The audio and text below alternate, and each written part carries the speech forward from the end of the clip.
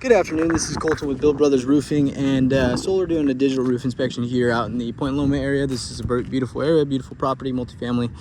We like to do these inspections to outline the current condition of the roof and provide any recommended action. This is in a 3-tab asphalt shingle roof. As you can see, it kind of looks like a a brick wall almost, but that's the older style of shingle. And then what happens on the southern and kind of west facing sides and all over the roof on this one, because it's relatively low sloped, is you get a bunch of granule loss. You have the gutters that kind of start to fill up with a bunch of the granules, as you can see, and then you get a bunch of the shingles that are starting to blow off, right? You can see a bunch of them right here. The shingles that are kind of just losing their integrity over time, kind of turn brittle, right? Low sloped area right here, you have a valley, so that you applied some torch down. We'd recommend a TPO material.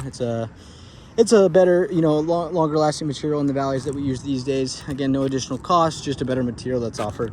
A lot of these shingles are blowing up on this side, a lot of wind, and you get exposed nails where you can get a bunch of access water points, and then you get an area right here where it starts to blow away a lot, and you can see how the felt paper is kind of disintegrated in a sense.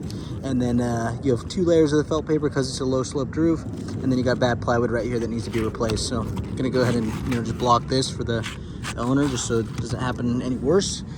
But yeah, you got shingles that are blown up kind of everywhere on this roof. You do have it happening on the back side as well. It's a 2 and 12 roof, so functionally we'd recommend a TPO roof.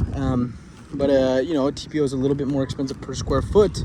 An architectural asphalt shingle with a peel and stick underlayment is going to be great. But you do see how on the other sections of the roof you do have shingles that are starting to blow off like this. So yeah, there's only 1 layer on the roof, so technically it could be a candidate for an overlay.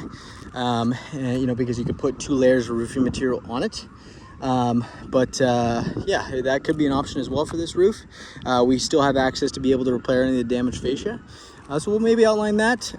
But then also functionally, best option is to tear off the roof, and then you're able to replace any of the bad wood, including the plywood over there. So gonna head and start measuring this thing out and get a proposal over to the owner for an architectural asphalt shingle roof. The minimum that comes these days is a 50-year warranty, and then it's gonna be a cool rated roof, all compliant with building code.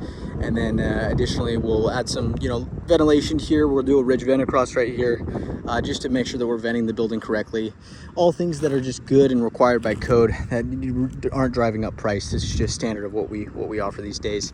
We'll do a peel and stick to kind of protect the underlayment. It's a little bit thicker underlayment because of the low slope, and then architectural asphalt shingle over the top. Measure this out right now, get a price over. Thank you.